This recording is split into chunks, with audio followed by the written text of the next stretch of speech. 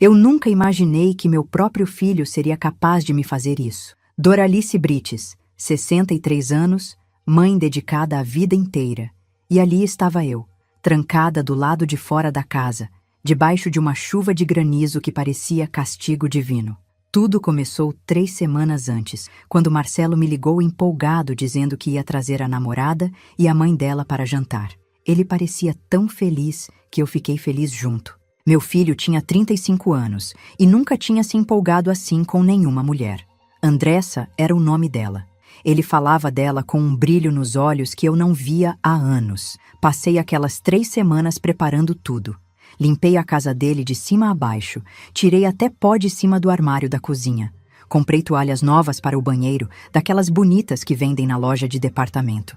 Gastei quase todo o meu dinheiro da aposentadoria, mas não me importei. Eu queria que ficasse perfeito para ele. No dia anterior ao jantar, passei 8 horas cozinhando. Fiz aquele frango assado que o Marcelo adorava desde pequeno, com farofa e vinagrete. Preparei uma torta de limão que ficou linda. Arrumei a mesa com as louças que eu mesma tinha dado de presente para ele quando se mudou. Coloquei flores no centro. Quando terminei tudo, já era tarde da noite. As costas doíam, os pés estavam inchados. Tenho artrite nos joelhos, e eles reclamavam cada vez que eu me abaixava para limpar o chão. Mas eu estava orgulhosa. A casa estava impecável.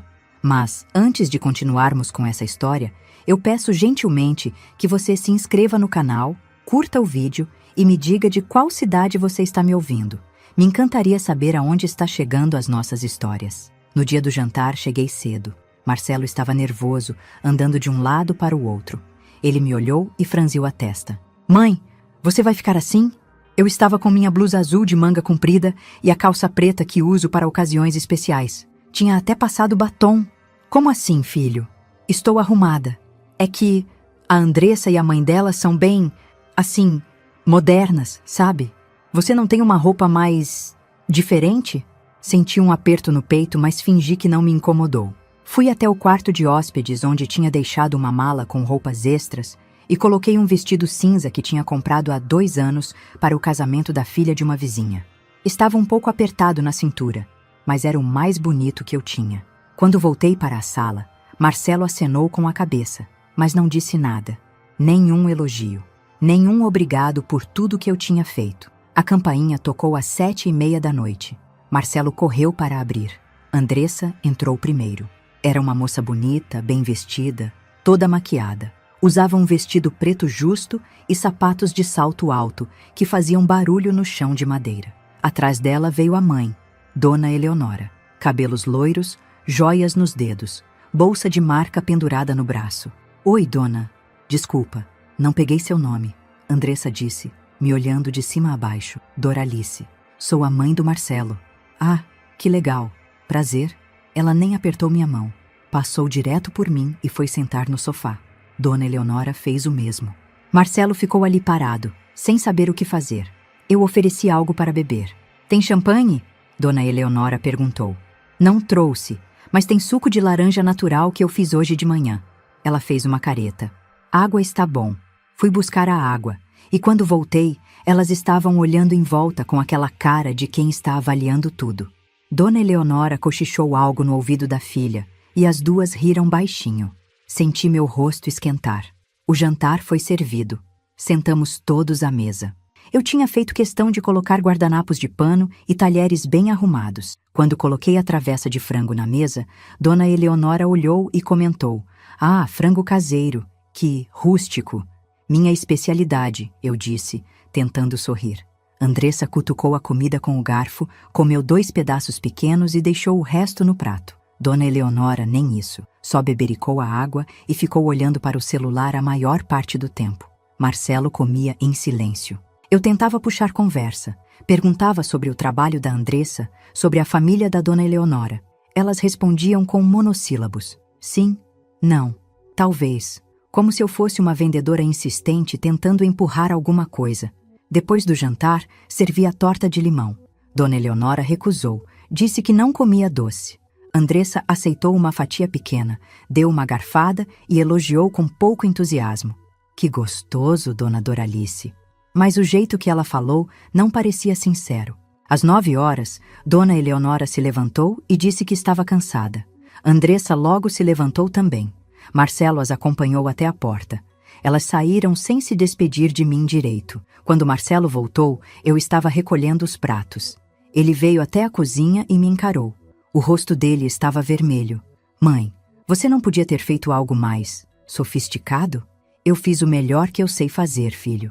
Elas acharam tudo muito simples. A Dona Eleonora até comentou que a casa parecia de gente do interior. Mas a gente é do interior, Marcelo. Você nasceu em Piracicaba. Isso foi há muito tempo. Eu mudei. Senti lágrimas nos olhos, mas não deixei cair.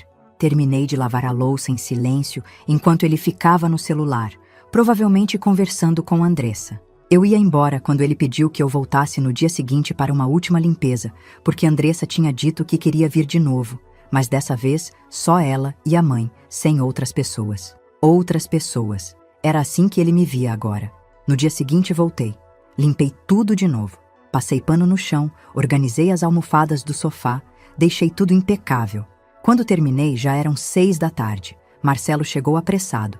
Mãe, elas vão chegar em meia hora. Você já terminou? Já, filho. Está tudo pronto. Ele olhou em volta, conferindo cada detalhe. Ótimo. Agora, mãe, eu preciso que você dê uma saída. Como assim? É que a Dona Eleonora falou que quer conversar comigo e com a Andressa sobre uma coisa importante. Tipo, só nós 3, sabe? É meio particular. Mas eu moro aqui do lado. Posso esperar no meu apartamento e... Não, mãe. Tipo, eu preciso que você saia mesmo. Vai dar uma volta, sei lá. Olhei pela janela. O céu estava escuro, cheio de nuvens pesadas. Parecia que ia chover a qualquer momento. Filho, vai chover. Deixa eu só ficar no quarto, quietinha. Nem vão saber que eu estou aqui. Mãe, por favor, só dessa vez. Peguei minha bolsa e saí. Senti uma dor estranha no peito, mas tentei ignorar. Desci as escadas do prédio e fui até a pracinha que ficava a 2 quadras. Sentei em um banco e esperei. 15 minutos depois, começou a chover. Não era uma chuva normal. Era chuva de granizo. Pedras de gelo caíam do céu, batendo na minha cabeça, nos meus ombros, nos meus braços. Doía. Doía muito. Corri de volta para o prédio. Subi as escadas com dificuldade, escorregando nos degraus molhados. Cheguei na porta do apartamento do Marcelo e toquei a campainha. Nada. Toquei de novo. Nada. Bati na porta. Marcelo! Filho, abre a porta! Está caindo granizo! Silêncio. Bati mais forte. Minha mão começou a doer. Marcelo, por favor. Estou molhada, estou com frio. Nada. Escutei vozes lá dentro. Risos! A voz da Dona Eleonora falando alto, a risada da Andressa. Eles estavam lá dentro, jantando, conversando, enquanto eu batia na porta desesperada. Tentei ligar para o celular do Marcelo. Chamou, chamou, chamou. Ninguém atendeu. O granizo ficava cada vez mais forte. As pedras de gelo batiam na minha cabeça e eu sentia que minha pele estava rachando. Minhas roupas estavam encharcadas. Comecei a tremer de frio. Tentei descer as escadas para procurar abrigo em outro lugar, mas minhas pernas não obedeciam direito. Estava tão gelada que não conseguia sentir os pés. Sentei no chão do corredor, encostada na parede, abraçando as pernas para tentar me aquecer. Não sei quanto tempo fiquei ali.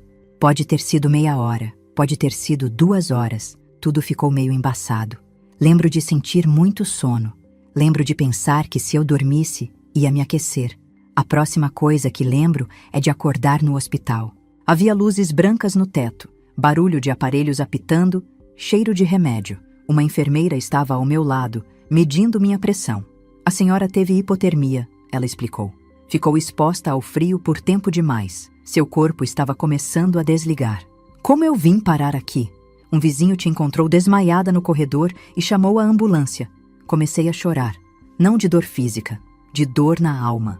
Meu filho me deixou desmaiando no frio para não passar vergonha na frente da namorada e da sogra.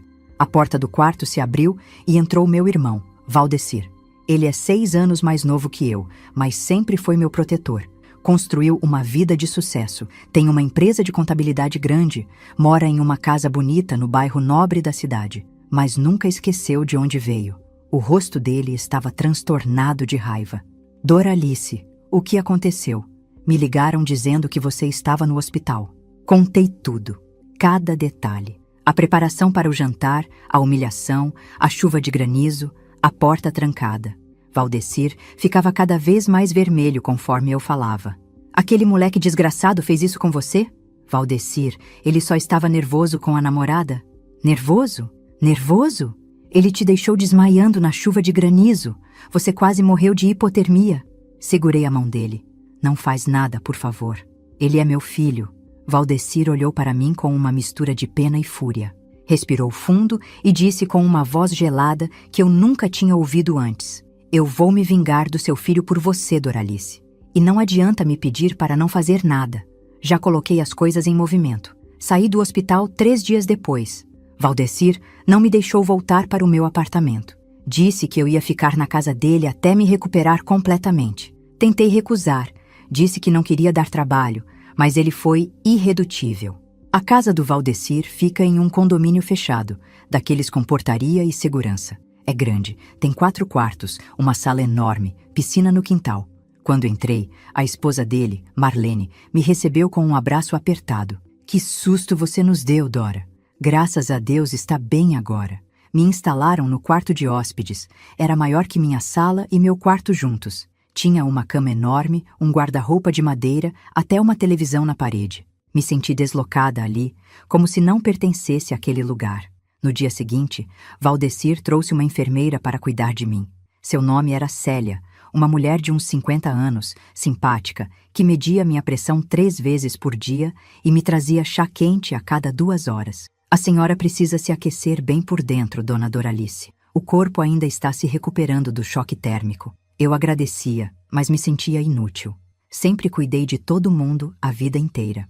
Agora tinha alguém cuidando de mim e não sabia bem como aceitar aquilo. Marcelo não ligou, nem mandou mensagem. Nos primeiros 2 dias, eu ainda esperava. Toda vez que o celular vibrava, meu coração acelerava achando que era ele. Mas nunca era. No 3º dia, ele finalmente mandou uma mensagem. Mãe, soube que você está na casa do tio Valdecir. Que exagero. Você podia ter ido para um hotel ou ligado antes de ficar esperando no corredor. Eu não sabia que você estava lá fora. Lia e relia aquelas palavras sem conseguir acreditar. Exagero. Ele achava que eu tinha exagerado, como se hipotermia fosse invenção minha, como se eu tivesse escolhido desmaiar no frio. Minhas mãos tremiam quando digitei a resposta. Filho, eu bati na porta, liguei para você. Você não atendeu. A resposta dele veio 5 horas depois. Estava ocupado. Você sabe como a Andressa e a mãe dela são exigentes. Não podia ficar de olho no celular. Você devia ter insistido mais ou ligado para o Valdecir buscar você. Desisti de responder. Não adiantaria. Ele tinha construído uma versão da história na cabeça dele onde a culpa era minha. Valdecir entrou no quarto naquela noite, trouxe um chá de camomila e sentou na poltrona ao lado da cama. Ele entrou em contato? Entrou. E mostrei as mensagens. Valdecir leu em silêncio. Quando terminou, sua mandíbula estava tensa. Esse moleque não tem vergonha na cara. Valdecir, ele está confuso. A Andressa deve ter... Não, Doralice. Não bota a culpa na namorada. O Marcelo é adulto. Ele fez uma escolha. Ele escolheu te deixar no frio para impressionar gente que mal conhece. Fiquei calada porque no fundo eu sabia que ele tinha razão. Valdecir respirou fundo e me encarou. Eu contratei um investigador particular. O quê? Por quê? Porque eu preciso saber quem são essas pessoas que estão influenciando meu sobrinho. Preciso entender o que está acontecendo. Valdecir, isso não é... Os resultados chegaram hoje. Posso te mostrar? Eu não queria. Tinha medo do que ia descobrir. Mas assenti. Valdecir abriu uma pasta de documentos que tinha trazido. Começou a ler. Andressa Ferreira Lima, 28 anos, trabalha como gerente de relacionamento em um banco. Salário razoável. Sem dívidas no nome, mas o histórico de crédito mostra que ela gosta de viver acima das possibilidades. A mãe dela, Eleonora Ferreira, é viúva. Vive de pensão do marido que morreu há 7 anos. Não trabalha. Mora em um apartamento alugado no centro. E daí? Perguntei, sem entender aonde ele queria chegar. Daí que as duas estão desesperadas para a Andressa arrumar um marido que sustente o padrão de vida que elas querem ter. O investigador conversou com conhecidos delas. Aparentemente, a Andressa já teve 3 noivos nos últimos 5 anos. Todos terminaram o relacionamento quando perceberam que ela e a mãe só queriam dinheiro. Senti um frio na barriga. E tem mais, Valdecir continuou. A Andressa está grávida. Como você sabe? O investigador conseguiu confirmar com uma colega de trabalho dela. 3 meses. E antes que você pergunte, sim, o Marcelo sabe. Mas ele não contou para você. Fechei os olhos. Meu filho ia ser pai e nem tinha me contado. Nem tinha me dado a chance de ficar feliz, de comemorar, de preparar roupinhas para o bebê. A dona Eleonora exigiu que o Marcelo cortasse laços com pessoas que ela considera inadequadas para conviver com a neta que vai nascer. Valdecir disse, a voz pesada. Você é uma dessas pessoas, Doralice. Elas acham que você não tem classe suficiente.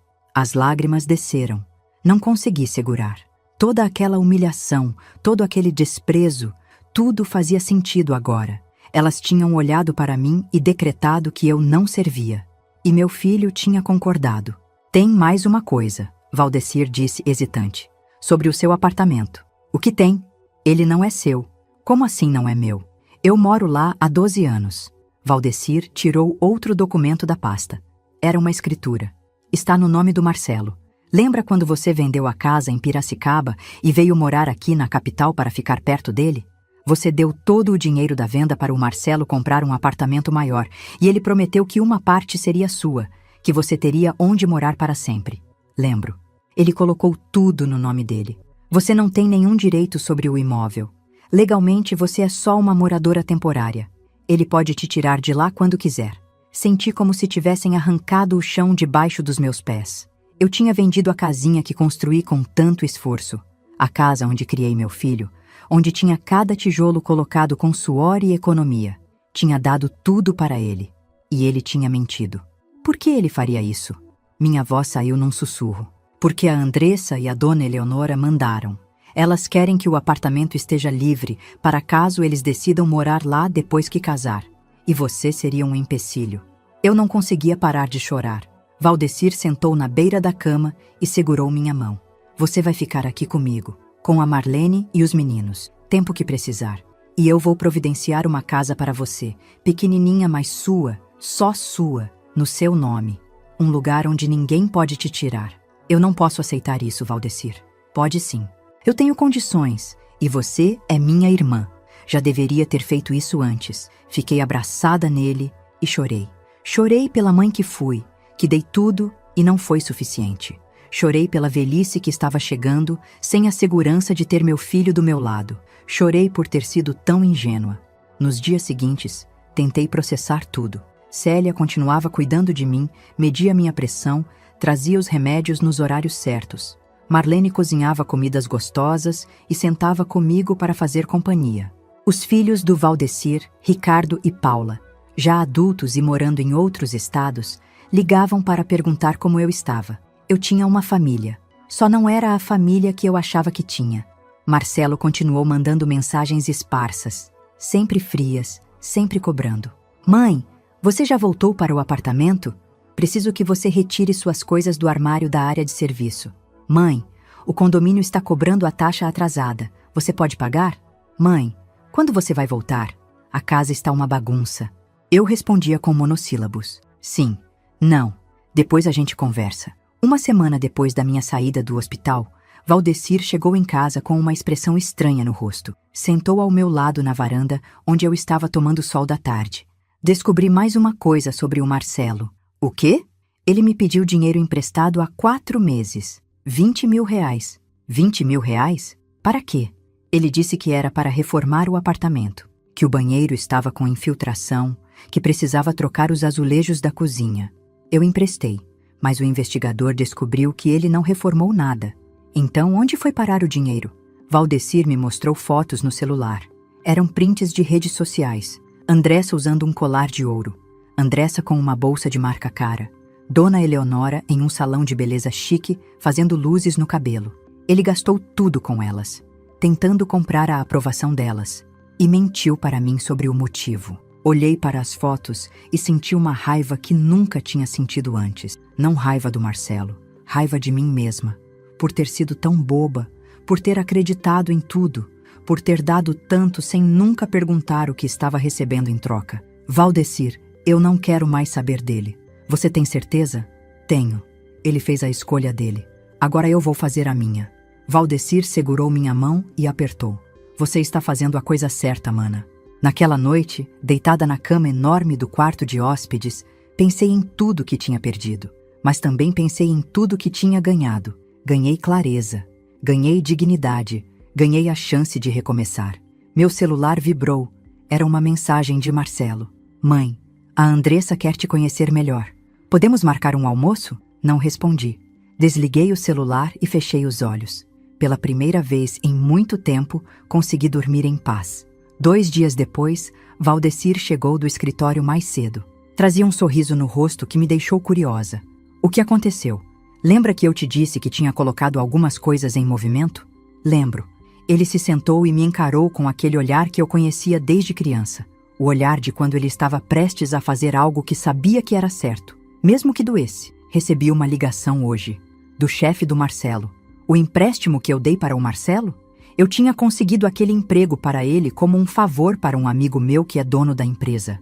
Pois bem, liguei para esse amigo hoje de manhã e contei o que aconteceu com você. Ele ficou horrorizado. Valdecir olhou para mim e completou, com uma voz calma mas firme. A vida tem uma forma de equilibrar as coisas, Doralice. E às vezes, ela só precisa de um pequeno empurrão. Eu peço gentilmente que você se inscreva no canal, curta o vídeo e me diga de qual cidade você está me ouvindo. Dessa forma, você me motiva a continuar contando mais relatos para você. Passaram-se 2 semanas desde que fiquei sabendo sobre a gravidez da Andressa e sobre o empréstimo que Marcelo pegou do Valdecir. Eu ainda estava me recuperando, mas a hipotermia já não era mais o pior. O pior era a dor de saber que meu filho tinha me apagado da vida dele. Tentei ligar para ele algumas vezes. Queria pelo menos parabenizá-lo pelo bebê que estava vindo, mesmo que ele não tivesse me contado pessoalmente. A primeira vez, o telefone chamou até cair na caixa postal. Liguei de novo no dia seguinte. Mesma coisa. Na terceira tentativa, a ligação nem completou. Caiu direto na mensagem automática. Ele me bloqueou. Meu próprio filho bloqueou meu número. Fiquei sentada na varanda da casa do Valdecir, olhando para o celular, sem conseguir acreditar. Marlene veio sentar do meu lado. Dora, o que foi? Mostrei o celular para ela. Ela tentou ligar do telefone dela. Completou normalmente. Marcelo atendeu no segundo toque. Alô? Marlene desligou na hora e me olhou com pena. Ele só bloqueou você. Não consegui segurar o choro. Marlene me abraçou e ficou ali comigo até eu me acalmar. Quando finalmente parei de chorar, ela falou baixinho. Sabe o que eu acho? Ele está com vergonha. Sabe que fez errado e não tem coragem de encarar você. Ou ele simplesmente não quer mais saber de mim. Marlene balançou a cabeça. Um filho não deixa de amar a mãe da noite para o dia. Mas às vezes as pessoas escolhem coisas erradas por motivos errados. E quando percebem que erraram, é mais fácil fugir do que pedir desculpas. Talvez ela tivesse razão. Mas isso não doía menos. Naquela noite, uma amiga antiga me marcou em uma postagem no Facebook. Era da Andressa. Meu coração acelerou quando abri. A foto mostrava ela e Marcelo abraçados, sorrindo. A legenda dizia: às vezes precisamos nos afastar de pessoas tóxicas da família para proteger nossa paz e nosso futuro. Não é falta de amor, é excesso de amor próprio. Gratos por quem entende e apoia nossas escolhas. Li 3 vezes. Pessoas tóxicas da família. Era sobre mim. Ela estava falando de mim. Os comentários eram todos de apoio. Amigas dela escrevendo coisas como: você está certíssima, família a gente escolhe, que coragem. Dona Eleonora tinha comentado com vários corações. Minha filha sabe se valorizar. Fechei o aplicativo e fiquei olhando para o teto do quarto. Eu, que passei a vida inteira me doando, que criei meu filho sozinha, que trabalhei em 3 empregos para pagar escola particular, que vendi minha casa para ajudá-lo, era a pessoa tóxica. Valdecir entrou no quarto sem bater. Ele tinha visto a postagem também. Não liga para isso. É coisa de gente pequena. Mas dói, Valdecir. Dói demais. Eu sei, mana. Mas olha, tenho uma notícia que vai te ajudar. Encontrei uma casa para você. Levantei assustada. Já? Já. É pequenininha, 2 quartos, sala, cozinha e banheiro. Fica num bairro tranquilo, tem uma pracinha perto. Não é luxuosa, mas é digna. E vai estar no seu nome. Só seu. Valdecir, Eu não tenho como pagar. Você não vai pagar. É meu presente para você. Minha irmã não vai viver de favor a vida toda. Você vai ter um teto seu, onde ninguém pode te colocar para fora, onde ninguém pode te humilhar. Comecei a chorar de novo, mas dessa vez não era só tristeza, era gratidão também. Nos dias seguintes, Valdecir cuidou de toda a papelada. Eu acompanhei a assinatura dos documentos no cartório. Quando o tabelião entregou as chaves e disse: "Parabéns, a senhora agora é proprietária", senti algo que não sentia há muito tempo. Alívio. A mudança foi rápida. Eu não tinha muita coisa. As roupas que estavam na casa do Valdecir, alguns objetos pessoais que ele mandou buscar no apartamento do Marcelo. Marlene me deu algumas panelas, pratos, copos. Os filhos do Valdecir mandaram dinheiro para eu comprar móveis básicos. Quando entrei na casinha pela primeira vez como dona, sentei no chão da sala vazia e respirei fundo. Era pequena mesmo. A sala mal cabia um sofá e uma televisão. A cozinha era apertada. Os quartos eram do tamanho de closets de casas grandes, mas era minha. Marlene me ajudou a decorar. Compramos um sofá bege simples, uma mesa de jantar de 4 lugares, uma cama de solteiro para meu quarto e outra para o quarto de hóspedes. Penduramos cortinas brancas nas janelas. Coloquei vasinhos de plantas na varanda pequenina. Marcelo não deu sinal de vida. Nem quando soube, através de parentes distantes, que eu tinha me mudado. Nem quando fiz aniversário e completei 64 anos. Nada. Um mês depois da mudança, Valdecir apareceu na minha casa com uma expressão séria. Sentou no sofá e ficou quieto por um tempo antes de falar. A empresa onde o Marcelo trabalha está com problemas financeiros. Como você sabe? Eu conheço o dono, lembra? A gente almoça junto às vezes. Ele me contou que vai ter que fazer cortes. Demitir uns 20 funcionários. Marcelo está na lista? Valdecir não respondeu diretamente. O dono me perguntou minha opinião sobre alguns nomes. Disse que confia no meu julgamento. E você falou o quê? Falei a verdade, que o Marcelo é um funcionário mediano, que não se destaca, que tem faltado muito nos últimos meses. Não menti nada. Só não escondi as falhas dele como eu fazia antes. Você está fazendo ele perder o emprego. Não. Eu estou deixando de protegê-lo das consequências dos próprios atos. É diferente. Fiquei em silêncio. Parte de mim queria defender meu filho, mas a outra parte, a parte que ainda sentia as pancadas do granizo na pele, que ainda lembrava do frio do corredor, sabia que Valdecir estava certo. Ele continua devendo aqueles 20 mil reais para você? Perguntei. Continua. E agora descobri que ele pediu dinheiro emprestado para mais 2 pessoas. 8 mil para um primo da Andressa e 5 mil para um colega de trabalho. Tudo para manter as aparências, para continuar bancando o estilo de vida que a Andressa e a sogra exigem. Meu Deus! Valdecir me encarou. Doralice, eu sei que ele é seu filho, mas ele está cavando o próprio buraco, e quanto mais a gente tenta puxar ele para fora, mais fundo ele cava. Deixei essa conversa me acompanhar pelos dias seguintes. Comecei a sair mais, a conhecer a vizinhança. A senhora da casa ao lado, Dona Neuza, me convidou para tomar café. Ela tinha 72 anos, era viúva, morava sozinha. Conversamos sobre tudo. Ela me contou da vida dela, das dificuldades, das alegrias. Quando mencionei que tinha um filho, ela perguntou se ele morava perto. Não, a gente está meio afastado. Ela assentiu, como se entendesse sem eu precisar explicar.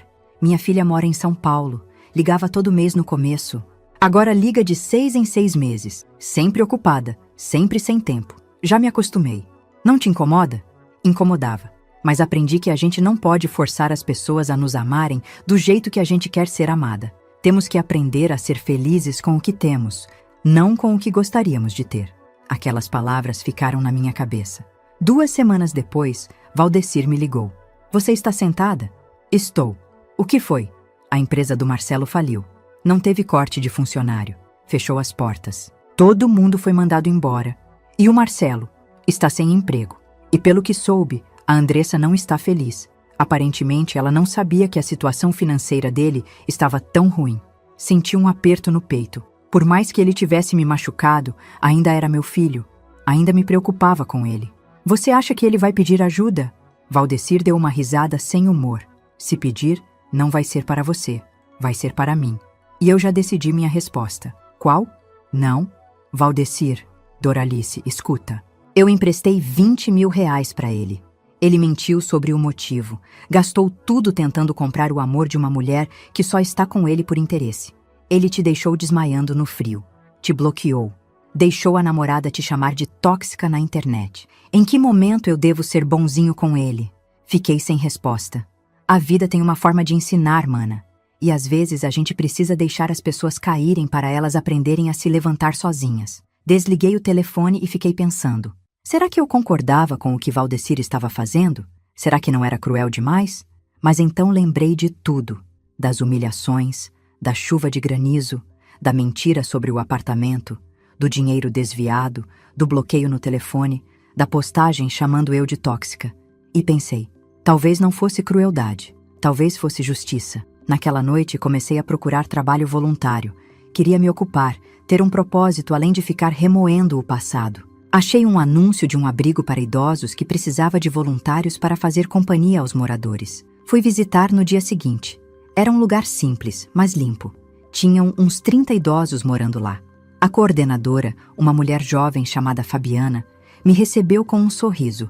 A senhora pode vir quantas vezes quiser. Muitos dos nossos moradores não recebem visitas há anos. Eles adoram conversar, jogar dominó, assistir televisão com alguém. Comecei a ir 3 vezes por semana.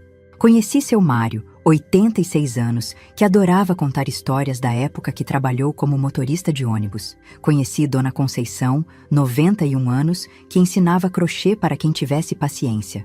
Conheci Dona Beatriz, 79 anos, que não recebia visita da família há 7 anos. Foi conversando com Dona Beatriz que entendi que eu não estava sozinha. Ela me contou que tinha 2 filhos. Um morava no Canadá e nunca mais voltou. O outro morava na mesma cidade, mas nunca aparecia. No começo eu ficava esperando. Todo domingo eu arrumava o cabelo, colocava a roupa bonita, achando que eles iam aparecer, mas nunca apareciam. Até que um dia eu cansei de esperar. Parei de arrumar o cabelo. Parei de colocar a roupa bonita. Parei de esperar. E como você se sentiu? Livre. Aquela palavra ecoou em mim. Livre.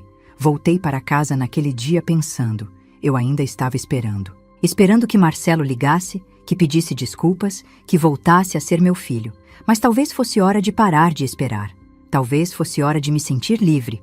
Uma semana depois, Valdecir me ligou de novo. Mas dessa vez ele estava rindo. Doralice, você não vai acreditar.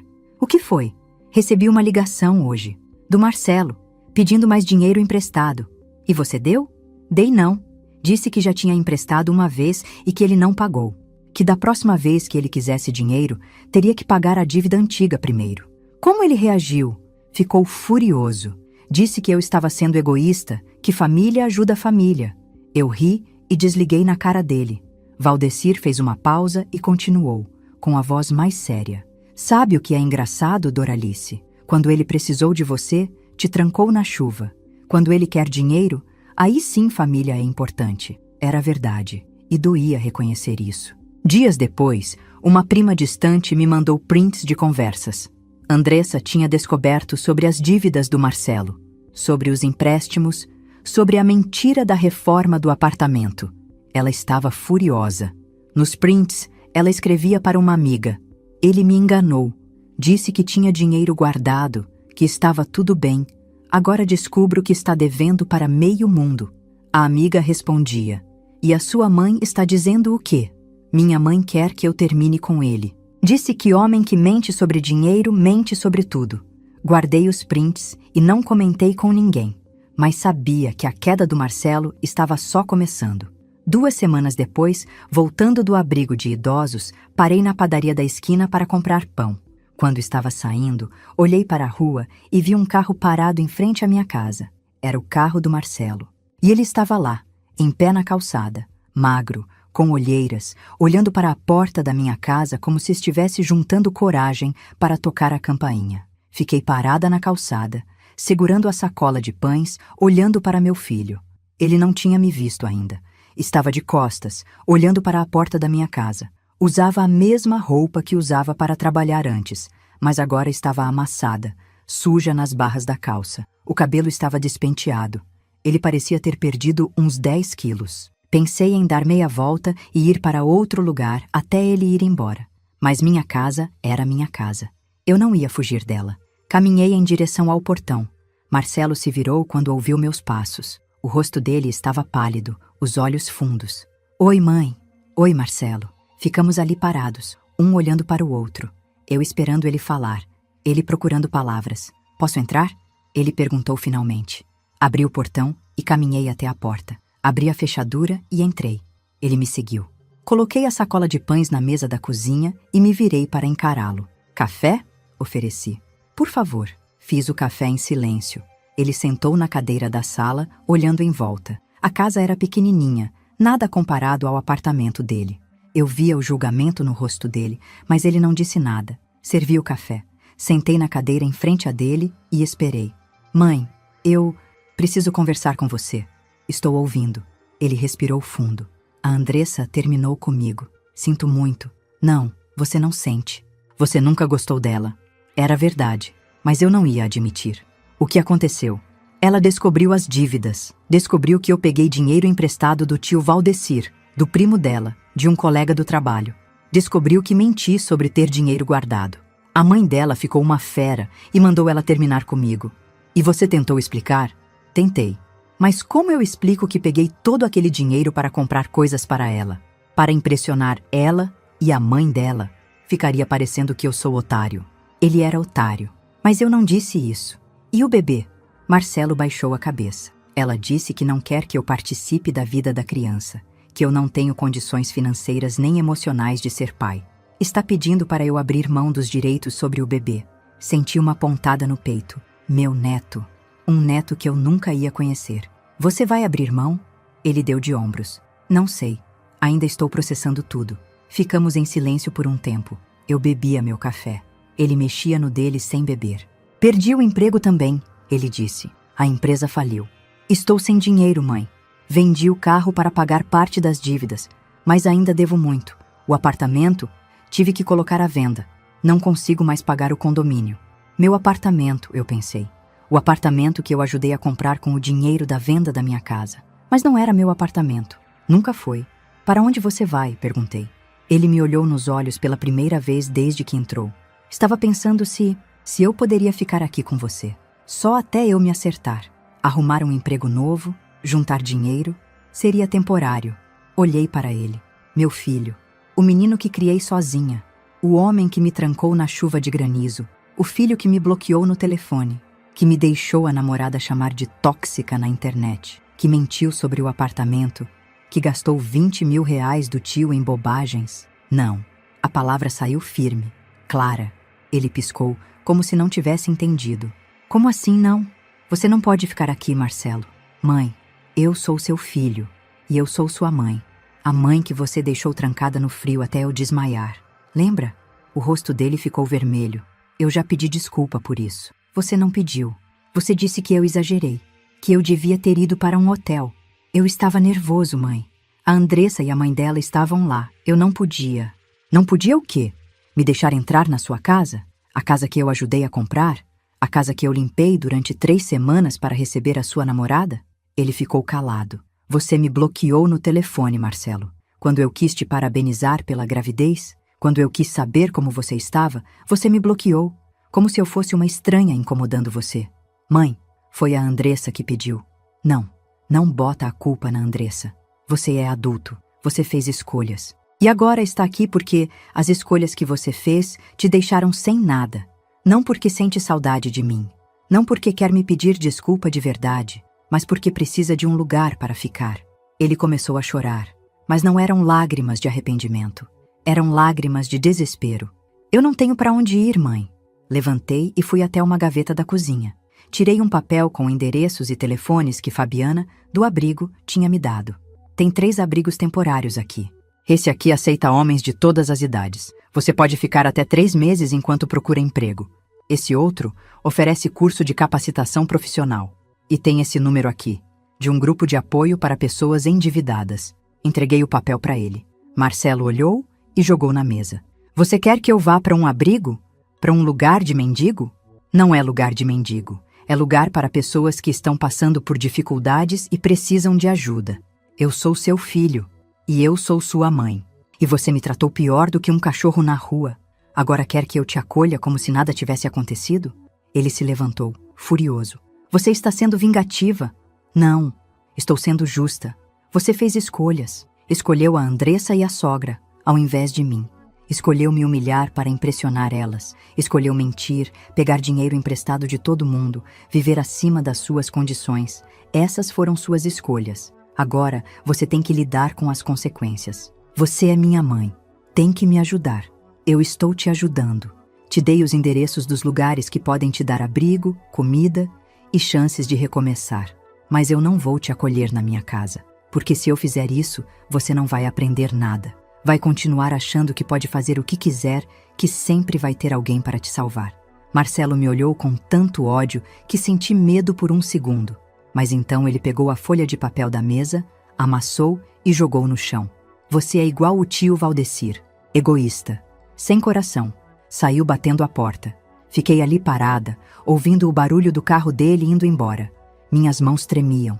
Meu coração batia rápido. Mas eu não chorei. Pela primeira vez na vida, eu tinha dito não para o meu filho.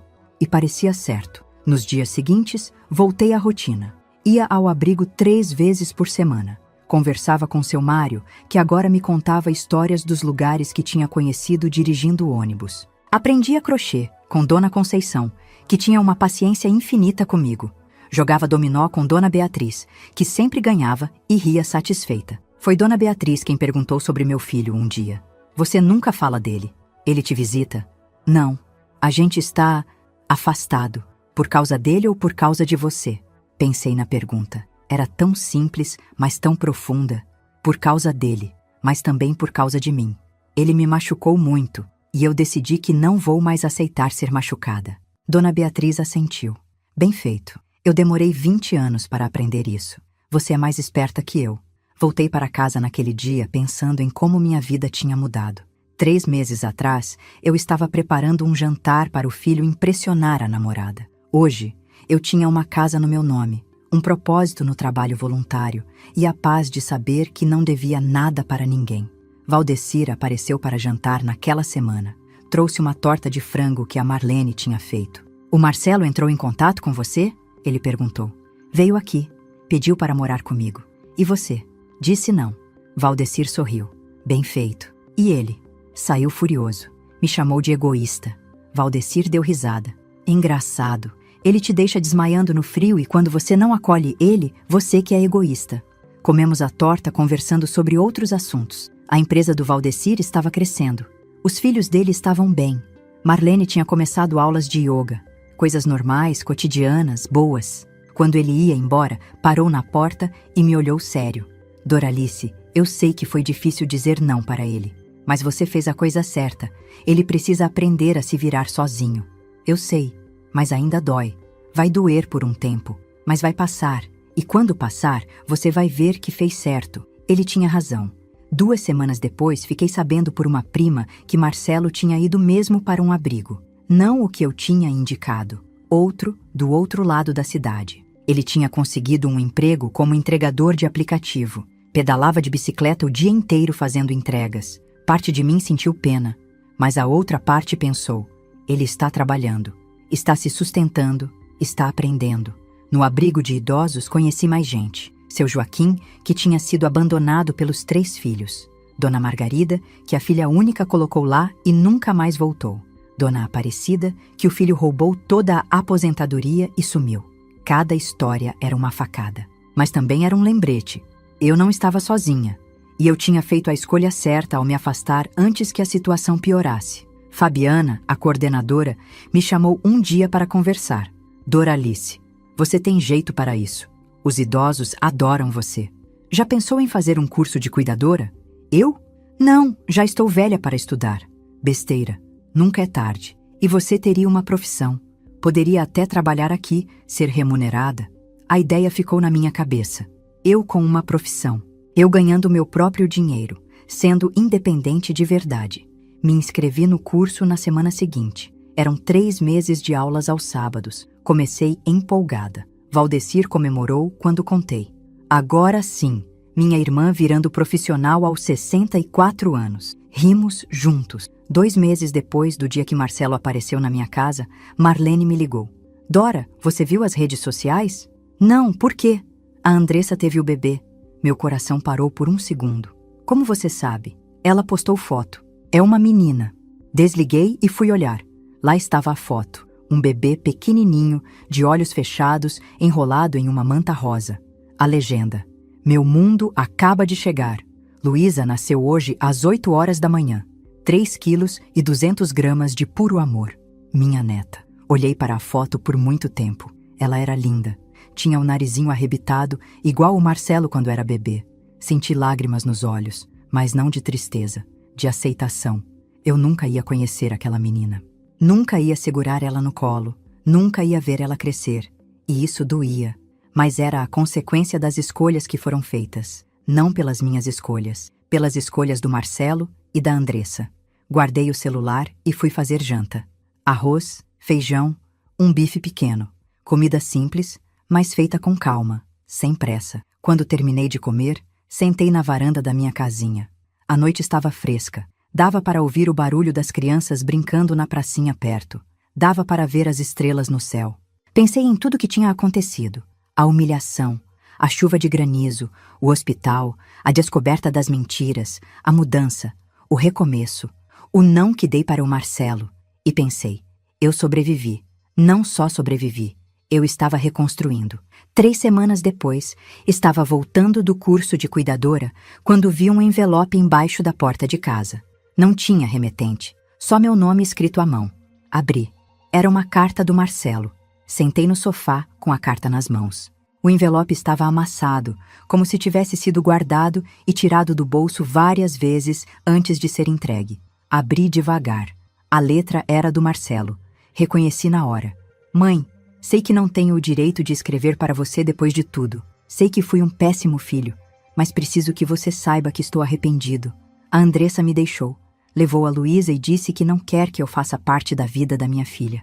Entrou com um processo pedindo que eu renuncie aos direitos sobre a criança. Perdi tudo, mãe.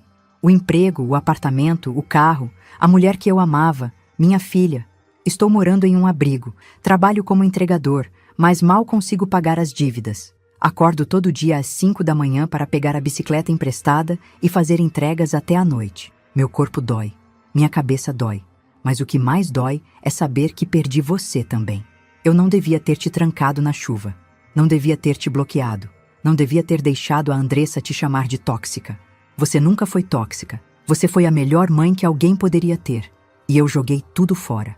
Não estou pedindo dinheiro, não estou pedindo para morar com você de novo. Só queria que soubesse que eu sei que errei e que sinto muito. Marcelo. Li a carta 3 vezes. Cada palavra parecia sincera, mas as palavras eram fáceis de escrever. Difícil era ter agido diferente quando teve chance. Guardei a carta na gaveta e fui preparar o jantar. Não ia responder ainda. Precisava pensar.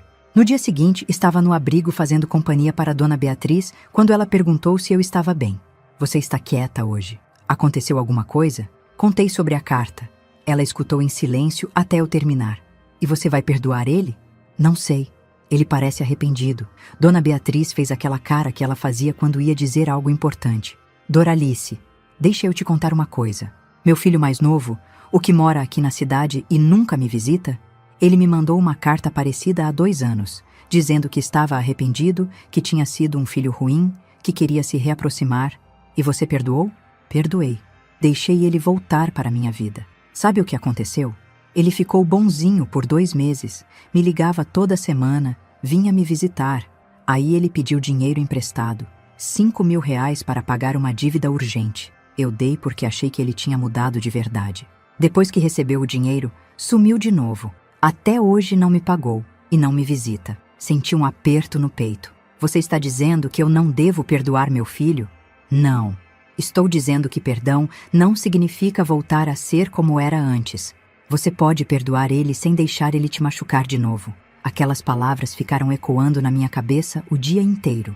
2 semanas depois da carta, estava lavando louça quando escutei a campainha tocar. Sequei as mãos e fui atender. Era Marcelo. Ele estava diferente da última vez, mais magro ainda. A roupa estava limpa, mas velha, com remendos nos cotovelos. Os tênis estavam gastos, mas o rosto estava diferente também. Não tinha aquela arrogância de antes. Tinha humildade e cansaço. Oi, mãe. Oi, Marcelo. Você recebeu minha carta? Recebi. Ele ficou ali parado, sem saber o que dizer. Posso entrar? Pediu. Abri a porta. Ele entrou e ficou de pé na sala. Não sentou. Parecia que estava com medo de se acomodar. Vim te pedir desculpa pessoalmente. A carta não foi suficiente. Eu aprecio isso. Ele respirou fundo. Mãe, eu estraguei tudo. Eu sei, mas estou tentando consertar. Estou trabalhando, estou pagando as dívidas aos poucos. Estou indo em terapia de graça num posto de saúde. Estou tentando ser uma pessoa melhor. Isso é bom, Marcelo. De verdade. Ele olhou em volta para a casinha pequena mais arrumada. Você está bem aqui? Estou. Tenho minha casa, meu trabalho voluntário. Vou começar a trabalhar de verdade quando terminar o curso de cuidadora. Ele assentiu, mas eu via que queria falar outra coisa. O que foi, Marcelo? Ele olhou para o chão. Mãe, o abrigo onde eu estou só deixa a gente ficar 3 meses. Meu tempo está acabando. Em 2 semanas vou ter que sair. Meu coração acelerou. Eu sabia onde isso ia dar. E você está procurando outro lugar? Estou, mas é difícil. A maioria dos lugares tem fila de espera. E eu não ganho o suficiente para alugar nem um quartinho. Marcelo, eu sei o que você vai dizer. Que da última vez eu saí furioso, que te chamei de egoísta. E eu estava errado. Mas mãe, eu estou desesperado. Preciso de um lugar para ficar. Só até eu conseguir juntar dinheiro para alugar algo. 2 meses. 3 no máximo. Olhei para meu filho. Ele estava realmente desesperado. E parte de mim queria ajudar. Mas a outra parte lembrava da chuva de granizo, do frio, da hipotermia, das mentiras, do bloqueio no telefone, da postagem chamando eu de tóxica. Não posso, Marcelo. O rosto dele caiu. Por quê? Você tem um quarto vago. Eu não dou trabalho. Vou trabalhar o dia inteiro. Só vou estar aqui para dormir. Porque se eu te acolher agora, você não vai aprender nada. Vai achar que pode fazer o que quiser, porque sempre vai ter alguém para te salvar. Eu já aprendi, mãe. Olha para mim. Estou morando em abrigo, trabalhando como entregador, comendo comida de doação. Se isso não é aprender, o que é? Aprender não é só sofrer consequências. É mudar de verdade. É não repetir os mesmos erros. Eu mudei. Tem 2 meses que você mudou, Marcelo. 2 meses. Você me machucou durante anos. Me humilhou, me mentiu, me abandonou. E agora quer que eu esqueça tudo porque você está passando dificuldade? Ele começou a chorar. Eu sou seu filho, mãe. Você não pode me deixar na rua. Eu não estou te deixando na rua. Você tem o abrigo por mais 2 semanas. Tem tempo para procurar outro lugar, outro trabalho, outras soluções. Que soluções? Não tenho nada. Ninguém. Você tem o Valdecir. Pode pedir ajuda para ele. Já pedi. Ele disse não. Disse que eu preciso aprender a me virar sozinho. E ele está certo. Marcelo me olhou com raiva. Vocês 2 combinaram isso? De me ver sofrendo e não fazer nada? Não combinamos nada, mas os 2 chegamos na mesma conclusão. Você precisa aprender a ser responsável pelos próprios atos. Ele enxugou as lágrimas com raiva. Isso é vingança. Você está se vingando de mim. Não. Vingança seria eu te humilhar como você me humilhou. Seria eu te deixar trancado no frio até você desmaiar. Seria eu te bloquear, te chamar de tóxico, te abandonar. Eu não estou fazendo nada disso. Estou só dizendo que não vou te acolher na minha casa. Por quê? Porque você é rancorosa. Porque eu aprendi que amor não significa se deixar destruir pelo outro. Eu te amo, Marcelo, mas não vou mais aceitar ser tratada como capacho. Ele ficou me encarando, as lágrimas descendo pelo rosto. Então é isso? Você vai me deixar sozinho? Você não está sozinho. Tem os recursos que eu te dei da outra vez. Tem o abrigo por mais 2 semanas. Tem seus colegas de trabalho, tem assistência social, tem muitas opções. Só não tem a opção de voltar para minha vida como se nada tivesse acontecido. Marcelo respirou fundo, tentando se controlar. E se eu prometer que vou ser diferente? Que vou te respeitar? Te valorizar? Ótimo. Mostre isso com ações, não com promessas. Quando você tiver se reconstruído de verdade, quando tiver provado para você mesmo que mudou, aí a gente conversa de novo. Quanto tempo? Não sei. Pode ser 6 meses, pode ser 2 anos. Depende de você. Ele balançou a cabeça incrédulo. Você mudou, mãe. Você nunca foi assim. Eu sempre fui assim. Só demorei 63 anos para descobrir. Marcelo se virou para sair. Parou na porta e olhou para trás. Você vai se arrepender disso. Talvez. Mas vou me arrepender mais se deixar você me machucar de novo. Ele saiu sem dizer mais nada. Eu fechei a porta e fiquei ali parada, as mãos tremendo. Tinha sido difícil, muito difícil, mas tinha sido necessário. Sentei no sofá e chorei. Chorei por tudo. Pela mãe que fui e pelo filho que ele foi. Pelo que poderia ter sido e não foi. Pelo neto que eu nunca ia conhecer. Por todo o amor que dei e que não foi suficiente. Mas quando parei de chorar, senti algo diferente. Senti alívio. Senti paz. Senti que tinha feito a escolha certa. O telefone tocou. Era Valdecir. O Marcelo esteve aí? Esteve. E pedi que ele fosse embora. Bem feito. Ele veio aqui também. Tentou fazer chantagem emocional, disse que ia dormir na rua, que ia passar fome. Eu não cedi. Foi difícil? Muito, mas necessário. Ficamos em silêncio por um momento. Doralice, você está fazendo a coisa certa. Eu sei que dói, mas você está fazendo certo. Eu sei, mano. Eu sei. Quando desliguei, olhei pela janela. O sol estava se pondo. O céu estava vermelho e laranja. Bonito. Pensei no Marcelo, sozinho, desesperado, sem saber o que fazer. Parte de mim queria correr atrás dele, trazer ele de volta, cuidar dele como sempre fiz. Mas a outra parte, a parte que sobreviveu à chuva de granizo, que acordou no hospital com hipotermia, que descobriu todas as mentiras, essa parte sabia que deixar ele voltar seria me trair. Levantei e fui preparar o jantar. Fiz uma sopa de legumes. Comi devagar, saboreando cada colher. Lavei a louça. Organizei a casa. Sentei na varanda para tomar o ar da noite. Dona Neuza, a vizinha, veio até a cerca. Tudo bem, Doralice? Vi um rapaz saindo daqui mais cedo. Parecia nervoso. Era meu filho. Ah, vocês brigaram? Não. A gente só conversou sobre limites. Ela assentiu, como se entendesse perfeitamente. Limites são importantes, principalmente com filho. Ficamos conversando sobre amenidades, o tempo, as plantas do jardim, a novela que estava passando. Coisas simples, coisas boas. Quando fui dormir naquela noite, deitei na cama e olhei para o teto. Pensei em tudo que tinha vivido nos últimos meses. E pensei, eu sobrevivi. Não só isso, eu estava vivendo.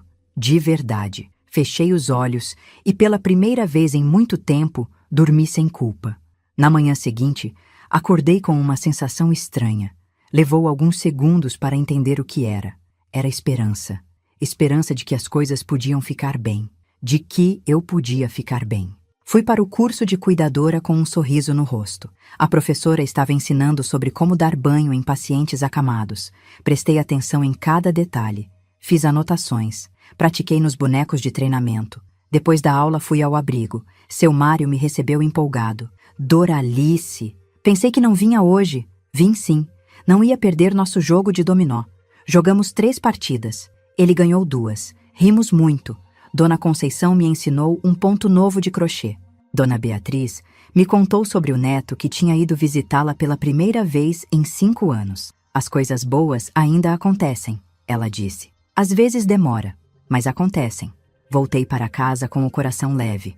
Parei no supermercado e comprei ingredientes para fazer um bolo. Chocolate, o meu favorito. Fiz à tarde, enchendo a casa com cheiro de chocolate quente. Quando o bolo ficou pronto, cortei um pedaço grande e comi devagar, saboreando. Não dividia com ninguém. Era só meu. E estava uma delícia. Sentei na varanda com uma xícara de café e um pedaço de bolo e pensei, isso é felicidade. Não é grande, não é espalhafatosa, não é perfeita, mas é minha. E é real. O celular vibrou.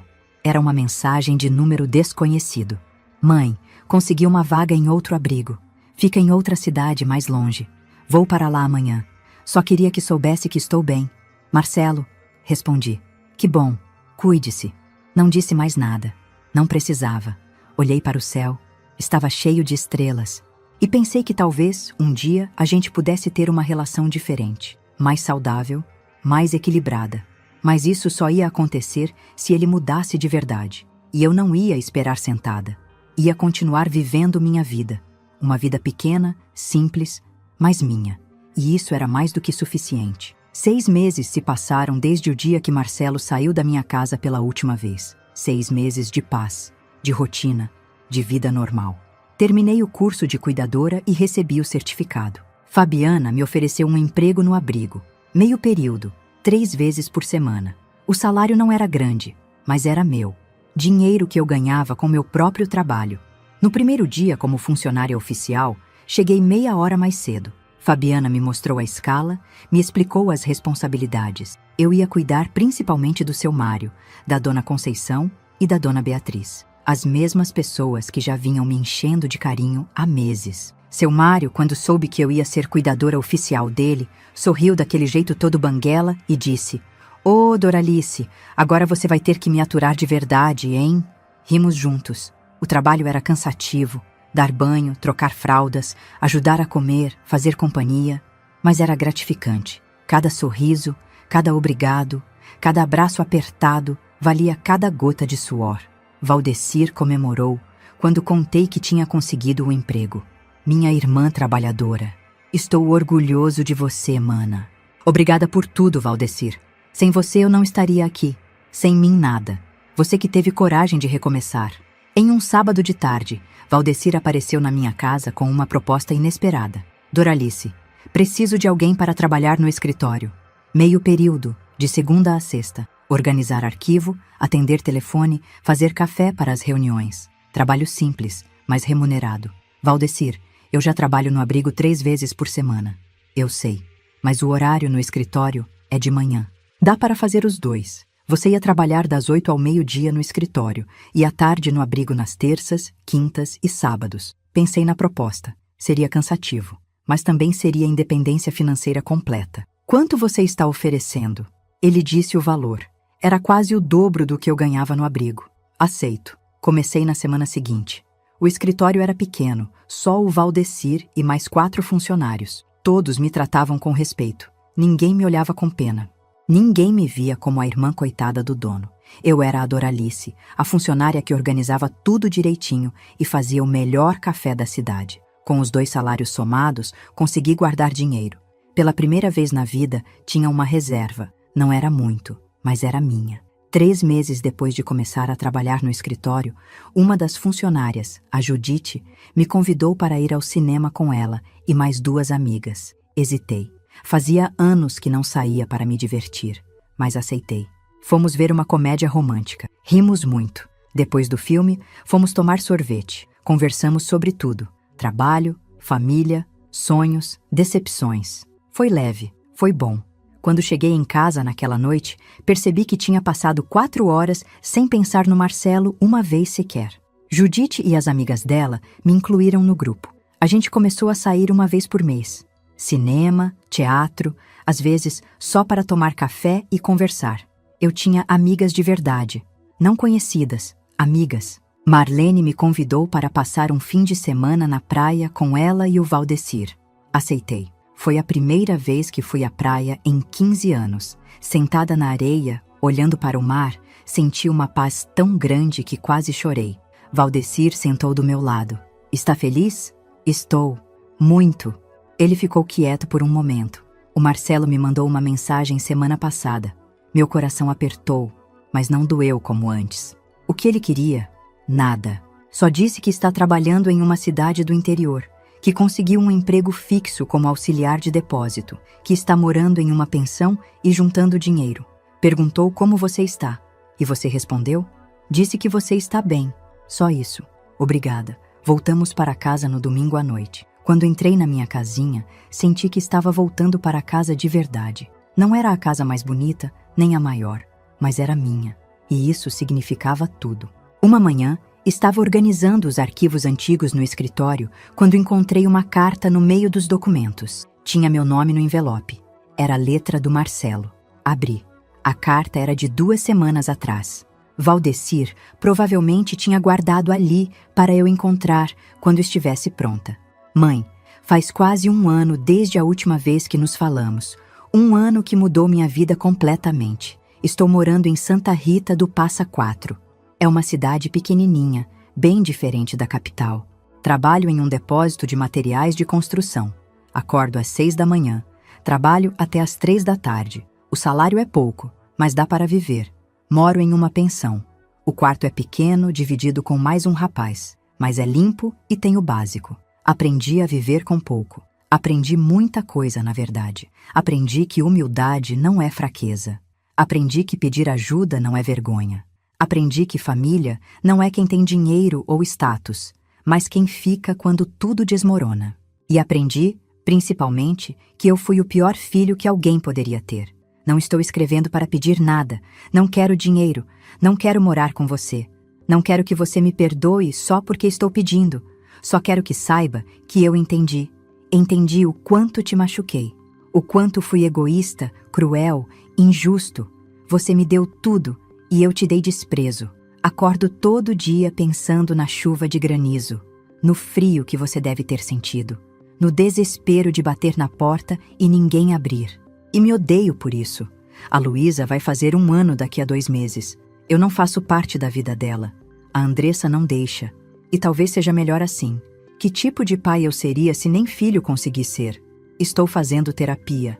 Tem um posto de saúde aqui que oferece atendimento psicológico gratuito. Vou toda sexta-feira. Está me ajudando a entender muita coisa. Sobre mim, sobre você, sobre tudo. Mãe, eu não espero que você me perdoe. Não espero que você queira me ver ou falar comigo. Mas queria que soubesse que estou tentando ser uma pessoa melhor. Não para você, para mim. E queria que soubesse que, apesar de tudo, eu ainda te amo. E que sinto mais falta de você do que de qualquer coisa que perdi. Seja feliz, mãe. Você merece toda a felicidade do mundo. Muito mais do que eu jamais consegui te dar. Com amor e arrependimento, Marcelo. Li a carta 3 vezes. Cada palavra parecia sincera. Mas dessa vez, não senti vontade de chorar. Senti nada. Nem raiva, nem tristeza, nem alegria. Só uma aceitação calma. Guardei a carta na gaveta da minha mesa. Não ia responder. Não ainda. Talvez nunca. Ele tinha dito que não esperava resposta. E eu acreditava nele. Mas a diferença era que agora eu não precisava da aprovação dele para ser feliz. Não precisava que ele se arrependesse para eu me sentir valorizada. Eu já era valorizada. Por mim mesma. Pelo Valdecir e pela Marlene. Pelas amigas. Pelos idosos do abrigo. Pelos colegas de trabalho. A vida continuou. Os meses passaram. Fiz 65 anos e o Valdecir organizou uma festa pequena na casa dele. Só família e amigos próximos. Ganhei presentes, comi bolo, ri muito. Judite me deu um livro de crônicas. Marlene me deu um conjunto de panelas novas. Dona Beatriz fez um chale de crochê para mim. Foram presentes simples, mas dados com carinho. No final da festa, quando todos já tinham ido embora, fiquei conversando com Valdecir na varanda. Você está feliz, Doralice? Estou. De verdade. Não sente falta do Marcelo? Sinto. Sempre vou sentir. Ele é meu filho. Mas aprendi que sentir falta não significa ter que estar junto. Valdecir sorriu. Você cresceu muito nesse último ano, mana. A gente cresce quando não tem escolha, né? Rimos juntos. O inverno chegou. 1 ano inteiro desde aquela noite da chuva de granizo. 1 ano de reconstrução, de aprendizado, de libertação. Em uma terça-feira fria, estava no supermercado comprando verduras quando vi um homem parado na seção de massas. Ele estava de costas, mas alguma coisa me pareceu familiar. Quando ele se virou, reconheci. Marcelo. Ele também me viu. Ficamos parados, um olhando para o outro, no meio do supermercado. Ele estava diferente. Tinha engordado um pouco, o que era bom. Usava roupas simples, mas limpas. O cabelo estava cortado. Parecia saudável. Dei alguns passos na direção dele. Ele fez o mesmo. Oi, mãe. Oi, Marcelo. Silêncio constrangido. Você está morando aqui de novo? Perguntei. Não. Vim só para resolver uns documentos. Volto amanhã para Santa Rita. Assentimos ao mesmo tempo, sem saber o que mais dizer. Você está bem? Ele perguntou. Estou. Trabalhando, vivendo. E você? Também. Consegui uma promoção no depósito. Agora sou encarregado de estoque, ganhando um pouco mais. Que bom. Mais silêncio. Mãe, eu... Não precisa dizer nada, Marcelo. Mas eu preciso. Eu quero que você saiba que eu mudei. De verdade. Não estou dizendo isso para você me perdoar ou para voltar para a sua vida. Só quero que saiba. Eu acredito em você. E era verdade. Olhando para ele, vendo a humildade no rosto, a sinceridade nos olhos, eu acreditava. Mas acreditar que ele mudou não significava voltar atrás. Não significava abrir minha porta de novo. Não significava arriscar meu coração outra vez. Eu te desejo tudo de bom, Marcelo. De verdade. Ele engoliu seco. Você também, mãe. Você merece ser feliz. Eu sou feliz. Isso é bom. É tudo que eu quero para você. Nos despedimos ali mesmo, no meio do supermercado. Um abraço rápido, meio sem jeito. Depois, cada um seguiu seu caminho. Paguei minhas compras e voltei para casa. Não chorei. Não fiquei remoendo a conversa. Simplesmente segui em frente, porque era isso que eu tinha aprendido. Seguir em frente. 6 meses depois desse encontro, Judite me convidou para uma viagem. Ela e as amigas iam passar um fim de semana em Campos do Jordão. Eu nunca tinha ido. Aceitei na hora. Usei o dinheiro que tinha guardado para pagar minha parte. Foram 3 dias de passeios, risadas, chocolate quente, paisagens bonitas. Tirei fotos. Comprei lembrancinhas para o Valdecir e a Marlene. Comi fondue pela primeira vez na vida e achei uma delícia. Fui feliz de um jeito simples e genuíno. Quando voltei, postei uma foto no Facebook. Eu, Judite e as amigas, sorrindo em frente a um chalé. A legenda dizia: "Nunca é tarde para viver." Dona Neuza, a vizinha, comentou: "Linda, Doralice, você está radiante." Marlene comentou: "Que felicidade ver você assim." E tinha um comentário do Marcelo. Só um emoji de coração. Dei um joinha no comentário. Nada mais. A vida continuou seu curso. Trabalhava, cuidava dos idosos, saía com as amigas, visitava o Valdecir e a família dele. Aos domingos, acordava tarde, fazia um café reforçado e ficava de pijama o dia inteiro se tivesse vontade. Não era uma vida espetacular. Não tinha luxo, não tinha glamour, não tinha grandes aventuras, mas tinha paz, tinha dignidade, tinha amor próprio. E tinha algo que eu nunca tive antes: a certeza de que eu não precisava mendigar amor de ninguém para ter valor. Fiz 66 anos, depois 67. O cabelo ficou completamente branco e eu deixei assim, sem tintura. As rugas aumentaram e eu não me importei. O corpo doía mais nas manhãs frias, mas eu me mexia e a dor passava. Marcelo mandava mensagens de vez em quando. No meu aniversário, no Natal, no Dia das Mães, mensagens curtas, respeitosas. Eu respondia com a mesma educação, mas não voltamos a nos ver. E estava tudo bem assim.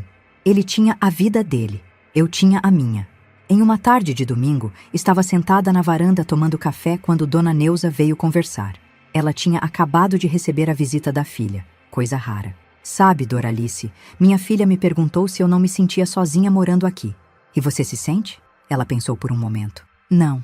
Sozinha e solitária são coisas diferentes. Eu moro sozinha, mas não me sinto solitária.